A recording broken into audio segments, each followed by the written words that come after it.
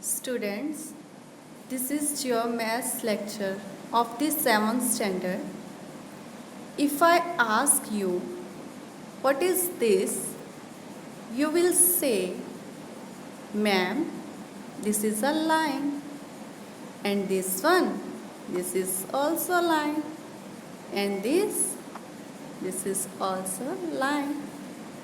But हमारे पास इन तीनों images में से फर्स्ट वाली ओनली फर्स्ट वाली जो है वो लाइन है, बाकी की दोनों लाइन नहीं है।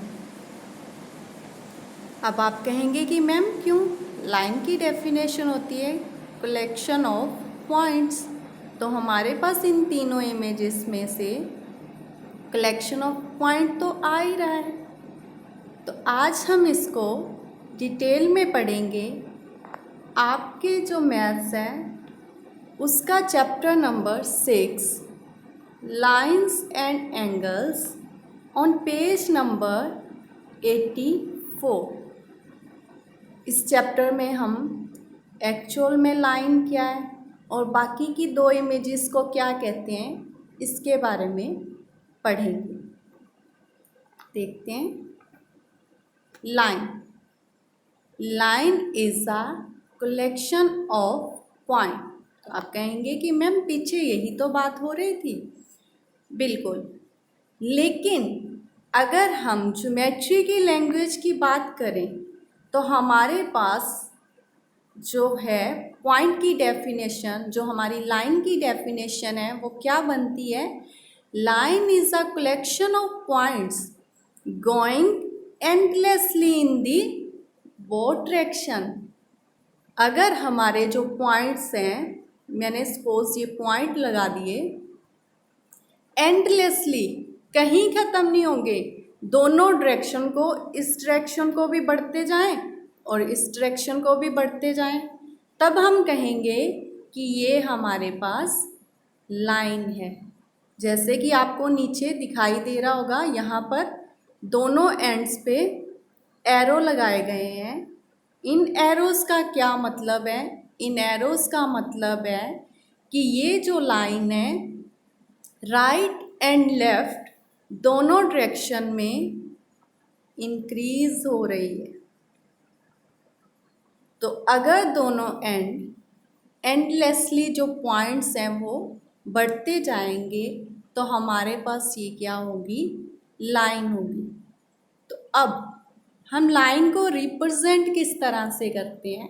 जैसे कि इधर आपको दिखाई दे रहा है या इधर आपको ए एंड बी लिखा हुआ दिखाई दे रहा है, तो हम इसको ए बी से और ए बी के ऊपर लाइन का सिंबल डालकर रिप्रेजेंट कर सकते हैं। इसके साथ ही आप इसको बी ए के ऊपर लाइन का जो है सिंबल डालकर भी रिप्रेजेंट कर सकते हो, बिकॉज लाइन ए से बी वाली साइड या बी से ए वाली साइड मेज़र की जा सकती है। नेक्स्ट है, अब आप कहेंगे कि मैम फिर बाकी की दो इमेजेस क्या थी? तो अब उनके बारे में डिस्कस करेंगे। Next, line segment. अब अगर आपने ध्यान दिया हो तो हमारे पास उस स्लाइड में जो सेकंड इमेज थी वो कुछ इस तरह की दिखाई दे रही थी, जिसके दोनों एंड्स पे एरो की जगह पे पॉइंट लगे हुए थे। तो जब हमारे पास लाइन में एरोज की जगह पे पॉइंट्स लगे हैं, दैट मीन्स ये यहाँ पर एंड हो रही है। तो line segment has 2 and points. एक लाइन कुछ कलेक्शन है पॉइंट्स की जो दोनों एंड पे ख़त्म हो रही है, का एक एंडिंग पॉइंट है, आगे नहीं बढ़ रही है, उसको हम लाइन सेगमेंट बोलेंगे। क्लियर है? इसके बाद हमारे पास एक और लाइन थी, एक और इमेज थी, जिसमें आपके पास एक साइड पे पॉइंट दिखाई दे रहा था और दूसरी साइड पे एरो दिखाई दे रहा था। तो यहाँ पर भी अगर आपके पास एक पॉइंट जो है वो एंड हो रहा है एंड सेकंड पॉइंट एंड नहीं हो रहा है, उसको अगर हम इंक्रीज़ करें तो वो इंक्रीज़ होता जाए, तो उसको हम क्या बोलेंगे? रे बोलेंगे। क्या बोलेंगे? रे बोलेंगे। और रे को हम डिनोट किस तरह से करते हैं? क्योंकि ये ए पे एंड हो रहा है तो हमेशा हम इसको ए से स्टार्ट करेंगे। जिस पॉइंट पे इसका एंडिंग पॉइंट है वहाँ से स्टार्ट करके जिस साइड को ये इंक्रीज हो रहा है उस साइड वाला नेम हम लिखेंगे। तो ए से बी और साथ में इसके ऊपर जो हम है रे का सिंबल डाल देंगे, तो ये हमारे पास क्या बन जाएगी? A B. क्लियर है?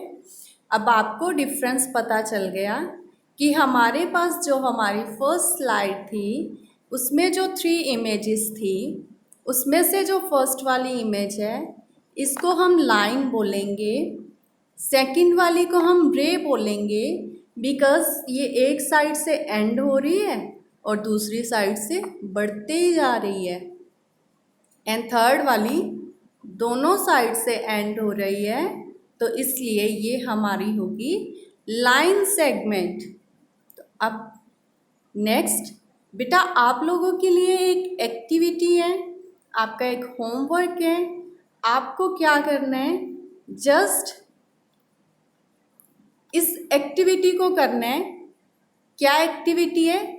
Give some examples of line segments and rays from your daily life.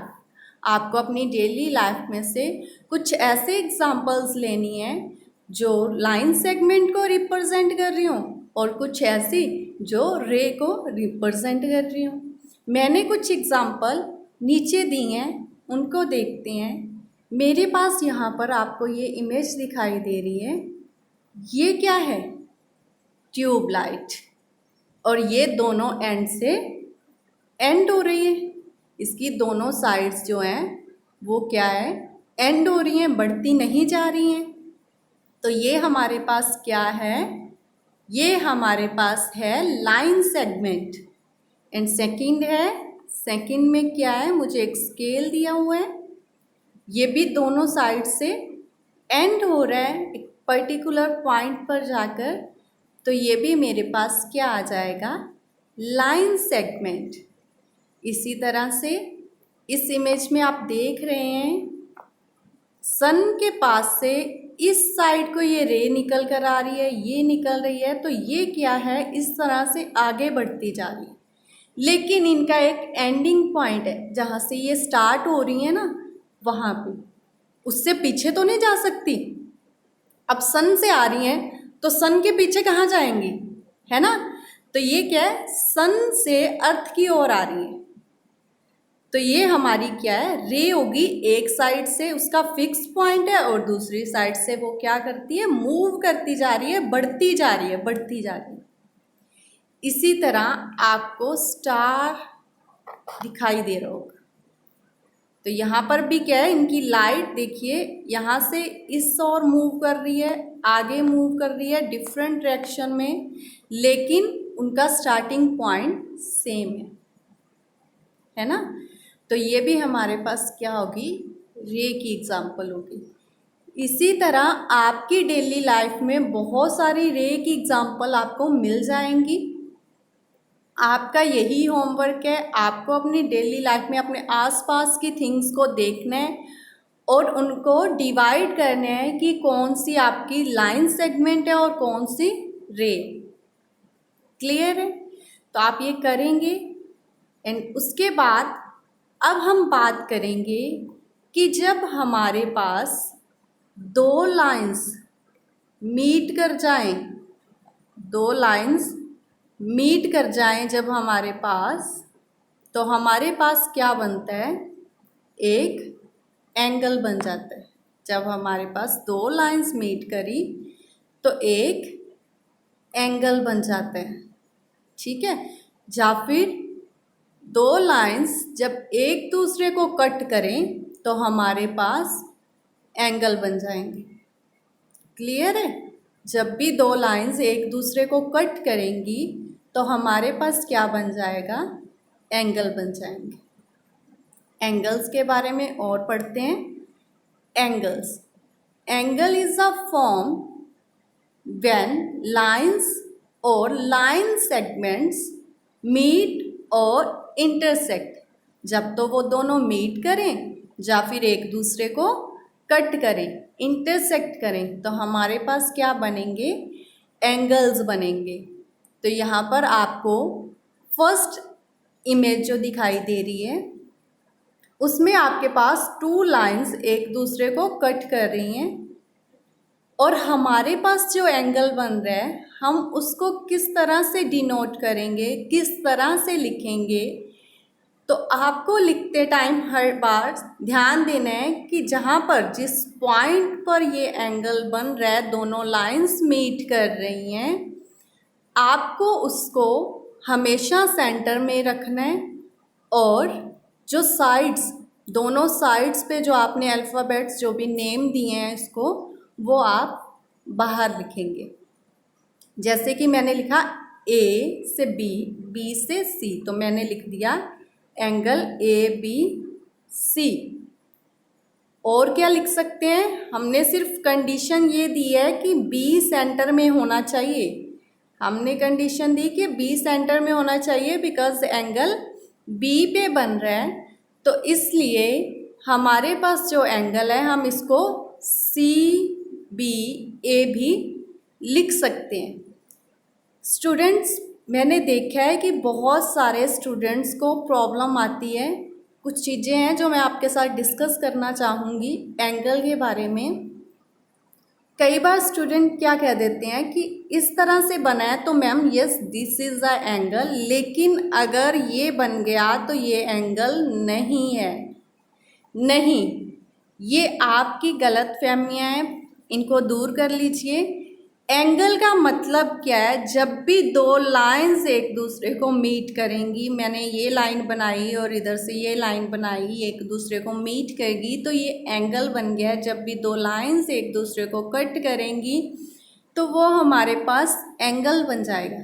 फिर चाहे वो किसी भी तरह कट कर रही हूँ, वो चाहे इस तरह से कट कर रही हूँ, चाहे वो इस तरह से कट कर रही हूँ, चाहे वो इस तरह से कट कर रही हैं, चाहे वो इस तरह से कट कर रही हैं, इनके बीच में ये एंगल बन रहे हैं। मैंने बहुत सारे स्टूडेंट्स को इस प्रॉब्लम के साथ लड़ते हुए देखा है। वो क्या कहते हैं कि मैम अगर तो हमारे पास इस तरह से बन रहा है तो ये एंगल है, लेकिन अगर इस तरह से बन रहा है तो ये एंगल है ही नहीं, गलत है। आज के बाद आपको क्लियर हो गया, जब भी कोई भी दो लाइंस मीट करेंगी, जब एक दूसरे को इंटरसेक्ट करेंगी, तो वो हमेशा एंगल बनाएंगी। फिर चाहे वो किसी भी डायरेक्शन में हो, वो मैटर नहीं करता। क्लियर है? तो अब हम चलेंगे, नेक्स्ट हमारे पास था जब दो लाइंस एक दूसरे को कट कर रही हैं तो हमारे पास तब भी क्या बनता है, एंगल बनता है। जैसे कि आपको इसमें दिखाया गया है एंगल 1, एंगल 2, एंगल 3, एंगल 4 अलग अलग दिखाए गए हैं। तो आप यहाँ से ध्यान से एक बार फिर से पढ़ लेंगे। एंगल्स क्या होते हैं, angle is formed when lines and line segments meet और intersect, जब भी lines और line segments एक दूसरे को मीट करेंगे या फिर एक दूसरे को कट करेंगे तो वो क्या बनाएंगे, हमेशा एंगल बनाएंगे। क्लियर है? अब हम बात करेंगे कुछ ऐसे एंगल्स की जो पेयर्स में होते हैं, तो आइए उनके बारे में स्टडी करते हैं। स्पेशल पेयर्स ऑफ एंगल्स, यहाँ पर आपको कुछ टाइप्स ऐसी मिलेंगी एंगल्स की जो पेयर्स में हैं। तो यहाँ पे हमारे पास क्या है, फर्स्ट टाइप है कॉम्प्लीमेंट्री एंगल्स। फर्स्ट क्या है, कॉम्प्लीमेंट्री एंगल्स। तो यहाँ पर वो एंगल्स जिनका सम वो एंगल्स जिनका सम 90 डिग्री के इक्वल हो वो आपके पास कॉम्प्लीमेंट्री एंगल होंगे। हम उनको एक दूसरे के कॉम्प्लीमेंट्री एंगल बोलेंगे। जैसे मेरे पास इमेज में एक 60 डिग्री और एक 30 डिग्री दो एंगल दिए हुए हैं। 60 प्लस 30 90 हो गया। तो दैट मीन्स जो 60 वाला एंगल है, एंगल ए बी सी, ये किसका कॉम्प्लीमेंट्री एंगल है? पी क्यू आर का। उसी तरह से अगर पूछा जाए कि पी क्यू आर किसका कॉम्प्लीमेंट्री एंगल है, तो हम कहेंगे ए बी सी का। यहाँ पर आप कुछ और भी ले सकते हैं। जैसे मुझे एंगल दे दिया गया, दोनों दे दिए गए 95 का एक एंगल और 95 का दूसरा। तो 95 प्लस 95 कितना हो गया? 90। सॉरी 45 प्लस 45 कितना हो गया? 90। तो यहाँ पर हमारे पास क्या हो जाएंगे? ये दोनों एंगल भी एक दूसरे के क्या हो जाएंगे? कॉम्प्लीमेंट्री एंगल्स हो जाएंगे। ठीक है, और एग्जांपल ले लेते हैं। मुझे यहाँ पर दे दिया गया 35 एंड 55। जब मैं 35 एंड 55 को ऐड करूँगी तब भी मेरे पास कितना बन रहा है? 35 एंड 55 को ऐड करो तो हमारे पास आ जाएगा 90। तो ये 90 आ गया। दैट मीन्स ये भी हमारे क्या है? कॉम्प्लीमेंट्री एंगल्स हैं। तो आपको ऐसी आपके होमवर्क में इसी तरह से कुछ कॉम्प्लीमेंट्री एंगल्स ड्रॉ करने हैं। आपको कुछ कॉम्प्लीमेंट्री एंगल्स ड्रॉ करने हैं। नेक्स्ट टाइप पे चलेंगे। नेक्स्ट टाइप है सप्लीमेंट्री एंगल्स। तो सप्लीमेंट्री एंगल्स में क्या है? वो एंगल्स जिनका टोटल 180 डिग्री हो, जिनका टोटल 180 डिग्री हो, वो सप्लीमेंट्री एंगल हैं। उनको हम एक दूसरे के सप्लीमेंट्री एंगल्स बोलेंगे। तो यहाँ पर मेरे पास 130 डिग्री एंड 50 है। जब इनको ऐड किया तो मेरे पास आ गया 180 डिग्री। दैट मीन्स मेरे पास सी बी ए प्लस डी ई एफ दोनों क्या हैं? एक दूसरे के सप्लीमेंट्री एंगल आ रहे हैं। अगर मुझसे पूछा जाए डी ई एफ इन दोनों एंगल्स में, अगर बहुत सारे एंगल्स दे दिए जाएं, डिफरेंट एंगल दे दिए जाएं और पूछा जाए कि डी ई एफ का सप्लीमेंट्री एंगल कौन सा है, तो मैं पहले तो चेक करूंगी कि इसको कौन से एंगल के साथ ऐड करने पे 180 डिग्री बन रहा है। जहाँ पर भी 180 डिग्री बनेगा वही वाला एंगल आपका डी ई एफ का सप्लीमेंट्री एंगल होगा। क्लियर होगी? अब जैसे यहाँ पर मुझे 130 डिग्री एंड 50 डिग्री दिया गया था, आपको एंगल दे दिए जाएं 120 डिग्री एंड 60 डिग्री, तो 120 डिग्री एंड 60 डिग्री देख लेते हैं क्या ये एक दूसरे के कॉम्प्लीमेंट्री हैं कि नहीं। 120 डिग्री प्लस 60 डिग्री, तो ये टोटल कितना बन रहा है? 180 डिग्री। तो दैट मीन्स ये हमारे क्या है? एक दूसरे के सप्लीमेंट्री एंगल हैं। इसी तरह से आप क्या करेंगे? कुछ सप्लीमेंट्री एंगल्स अपनी नोटबुक पे ड्रॉ करेंगे और उनको नेम देकर वहाँ पे बताएंगे कि कौन सा एंगल किसका सप्लीमेंट्री है। तो ये आपको होमवर्क है। आपको क्या करना है? अपनी एक तो फर्स्ट एक्टिविटी करनी है जिसमें आपने बताना है कि आपके आसपास की कुछ एग्जांपल्स जिसमें लाइन और लाइन सेगमेंट एंड रे की आपको दिखाई दे रही हैं। और दूसरा क्या करना है आपको? Complementary angle and supplementary angles लिखने हैं और ड्रॉ करने हैं। क्लियर है? और अब हम देख लेते हैं, हमने एंगल के बारे में एक बार पढ़ा है थोड़ा सा कि एंगल क्या है। Angle is form when line और लाइन सेगमेंट मीट और इंटरसेक्ट। जब लाइंस एंड लाइन सेगमेंट एक दूसरे को कट करें, जब मीट करें, मिलें एक जगह पर जाकर, तो वो क्या है? एंगल बन जाएगा। और अब हमारे पास कुछ स्पेशल पेयर्स थे एंगल्स के जिनके बारे में हमने बात की, complementary angle and supplementary angle. तो कॉम्प्लीमेंट्री एंगल क्या था हमारे पास? जिनका टोटल 190 डिग्री के इक्वल आ जाए, जिनका एडिशन सम जो है वो 90 डिग्री के इक्वल आ जाए, तो वो एक दूसरे के कॉम्प्लीमेंट्री एंगल हैं। एंड अगर उन दोनों एंगल्स का सम 180 डिग्री के इक्वल आए तो वो हमारे पास क्या है? सप्लीमेंट्री एंगल्स हैं। बेटा इनके कुछ और जो आपके पेयर्स हैं वो बच गए हैं, लेकिन हम उनको हमारे नेक्स्ट लेक्चर में पढ़ेंगे